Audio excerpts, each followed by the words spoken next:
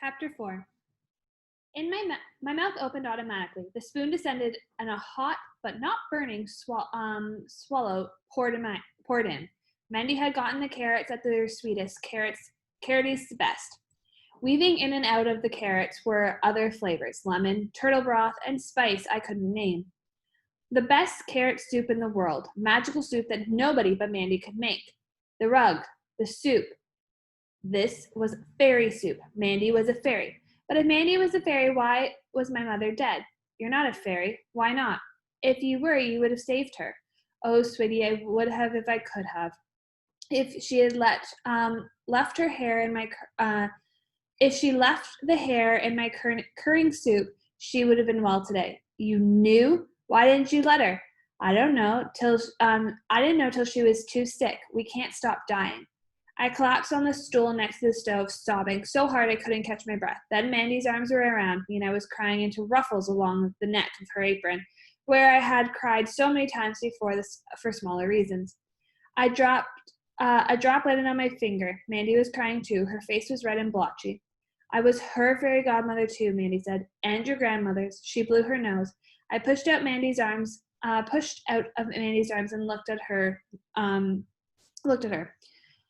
She couldn't be a fairy. Fairies were thin and young and beautiful. Mandy was tall as fairies were supposed to be, but who ever heard of a fairy with frizzy gray hair and two chins? Show me, I demanded. Show you what? That you're a fairy. Disappear or something. I don't have to show you anything, and with the exception of Lucinda, fairies never disappear when other creatures are present. Can you? We can, but we don't. Lucinda is the only one who's rude enough and silly enough. Why is it silly? Because it lets people know you're a fairy. She started to wash her dishes. Help me. Do Nathan and Bertha know I carried the plates to the sink? Know what? You're a fairy. Oh, that again. No one knows but you, and you better keep it a secret. Mandy looked her fiercest. Why? She's just scowled. I will promise, but why? I'll tell you. People only like the ideas of fairy. When they bump up against a particular real as corn fairy, they're always trouble. She rinsed a platter. You dry. Why? Because the dishes are wet. That's why, she saw my surprise in my face. Oh, why is there trouble? Two reasons mostly. People know we can do magic, so they want us to solve their problems for them. When we don't, they get mad. The other reason is we're immortal. That gets them mad too. Lady wouldn't speak to me for a week when her father died. Why doesn't Lucinda care if people know she's a fairy? She likes them to know. The fool. She wants them to thank her when she gives them one of her awful gifts. They are always awful. Always. They're always awful, but some people are delighted to have the present from a fairy, even if it makes them miserable. Why did my mother know you're a fairy? Why do I know? All the Eleanor line are friends of fairies. You have fairy blood in you. Fairy blood? Can I do magic? Shall I live forever? Would mother have if she hadn't got sick? Are there many friends of fairies? Very few. You're the only left in Kira. And no love, you cannot do magic or live forever. It's just a drop of fairy blood. But there's one way it has already started to show. Your feet haven't grown in a few years, I'll warrant. None of me has grown in a few years. The rest of you will soon enough, but you'll have fairy feet like your mother did. Mandy lifted the hem of her skirt and 5 petticoats to reveal feet that were no longer than mine. We're too tall for our feet. It's the only thing we can't change by magic. Our men stuff their shoes so no one can tell. We ladies hide them under skirts. I stuck a foot out of my gown. Tiny feet were fashionable, but would they make me even clumsier than when as I grew taller? Would I be able to keep my balance? Could you make my feet grow if I wanted to? Or, I searched for another miracle. Rain pelted the windows. Or could you stop the rain? Mandy nodded.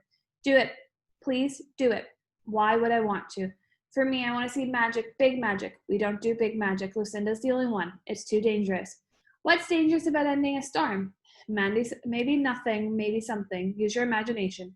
Clear skies would be good. People could go outside. Use your imagination, Mandy repeated. I thought. The grass needs rains. The crops need rains. More, Mandy said. Maybe a bandit was going to rob someone and he isn't doing it because of the weather. That's right. Or maybe I'd start a drought and then I'd have to fix that because I started it. And then maybe the rain I sent back would knock down a branch and smash into the roof of a house. I'd have to fix that too. That wouldn't be your fault. The owner should have built a stronger roof. Maybe not, maybe not. Or maybe I could cause a flood and people would be killed. That's the problem with big magic.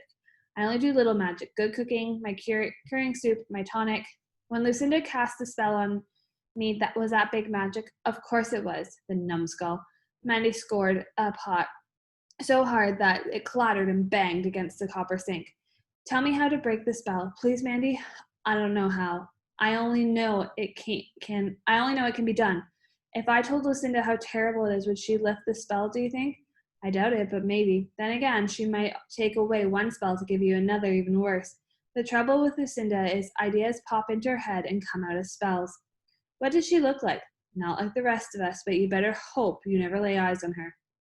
Where does she live? I asked. If I could find her, maybe I could persuade her to lift my curse. After all, Mandy could be wrong. We're not on speaking terms. I don't keep track of whereabouts of Lucinda, the idiot. Watch the bowl. The order came too late. I got the broom. Are all friends clumsy? No, sweet. Fairy blood doesn't make you clumsy. That's human. You don't see me dropping plates, do you? I started to sweep, but it wasn't necessary. The pieces of pottery gathered themselves together and flew into the trash bin. I couldn't believe it. That's about all I'll do, honey. Small magic that can't hurt anybody. Handy sometimes, though.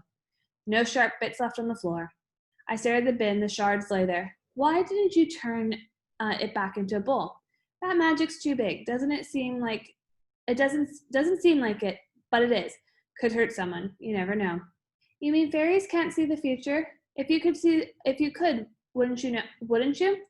We can't see the future any more than you can. Only gnomes can, and a few of them anyways. A bell tinkled somewhere in the house. Father calling one of the servants. Mother never used the bell.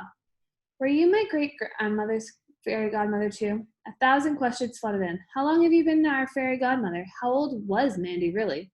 Bertha came in. Sir Peter wants you in the study, miss. What does he want? I asked. He didn't say. She twisted her braids anxiously. Bertha was scared of everything. What was there to be afraid of? My father wanted to talk to me. It was only to be expected. I finished drying the plate, dried another, then a third. Best not tarry, little miss, Bertha said.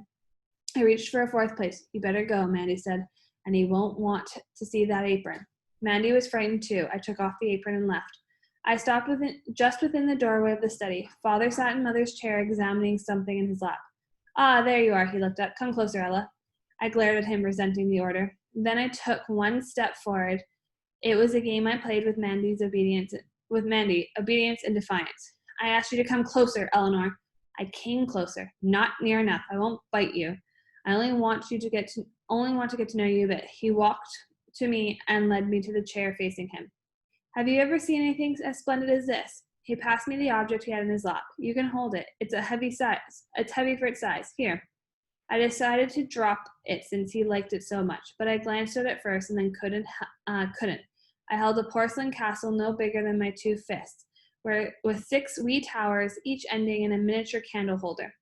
And oh, strung between the windows of each 2 towers was a gossamer thread of china, from which hung laundry. A man's hose, a robe, a baby's pinafore, all with thin as a spider web, and painted in the windows downstairs, a smiling maiden waved silk scarf. It seemed to be silk anyways. Father looked at me. Close your eyes. I heard him pull the heavy drapes shut. I watched through slitted eyes. I didn't trust him. He placed the castle on the mantel, put candles in it, and lit them. Open your eyes. I ran to look closer. The castle was sparkling wonderland. The flames drew pearly tints out of the white walls, and the windows glowed yellow gold, suggesting cheerful fires within. Oh, I said. Father opened the drapes and blew out the candles. Lovely, isn't it? I nodded. Where did you get it? From the elves. An elf made it. The marvelous potters. One of Oglin's students made this. I've always wanted an Oglin, but I haven't got any yet. Where will you put it? Where do you want me to put it, Ella? In a window. Not in your room? In any room, but in a window. So I could wink out at everyone inside and out of the streets. Father stared at me for a long moment. I shall tell its buyers to place it in a window. You're going to sell it? I'm a merchant, Ella. I sell things. For a minute he spoke to himself, and perhaps I can pass this one off as a genuine Auckland. Who could tell? He came back to me. Now, you know who I am, Sir Peter the merchant, but who are you? The daughter who used to have a mother? He waved that aside. But who is Ella? A lass who doesn't wish to be interrogated? He was pleased. You have courage to speak to me. He looked me over. That's my chin. He touched it and I drew back. Strong, determined. That nose. That's my nose. I hope you don't mind that the nostrils flare. My eyes, except yours, are green. Most of your face belongs to me. I wonder how it will be on a woman when you grow up. Why didn't he think it was fine to talk to me about why did he think it was fine to talk about me as though I was a portrait instead of a maiden? Why must you do something with me? I can't leave you to grow up a cook's helper. You must be educated. He changed the subject. What did you think of Dame Olga's daughters? They were not comforting, I said. Father laughed, really laughed, head back, shoulders heaving. What was funny, I disliked being laughed at. It made me want to say something nice about the loathsome Hattie and Olive. I mean, they meant well, I suppose. Father wiped his tears. They didn't mean well. The older one is an unpleasant carnivore like her mother, and the younger one is a simpleton. It never entered their heads to mean well. His voice became thoughtful. Dame Olga is titled and rich. What did that have to do with anything? Perhaps I should send you to finishing school with her daughters. You might learn how to walk like the slip of things you are and not like a small elephant. Finishing school? I'd have to leave Mandy, and they'd tell me what to do all the time and have to do it, whatever it is. They tried to rid of my clumsiness, but they wouldn't be able to. So they'd punish me, and I'd punish them back, and they'd punish me more. Why can't I just stay here? I suppose you could be taught by a governess if I could find someone. I'd much rather have a governess, Father. I would study very hard if I had a governess, but not otherwise. His eyebrows rose, but I could tell he was amused. He stood and went to the desk where my mother used to work out our household accounts. You may go. I have work to do. I left. On my way out, I said, perhaps a small elephant can't be admitted to finishing school. Perhaps small elephants can't be finished. Perhaps they. I stopped. He was laughing again.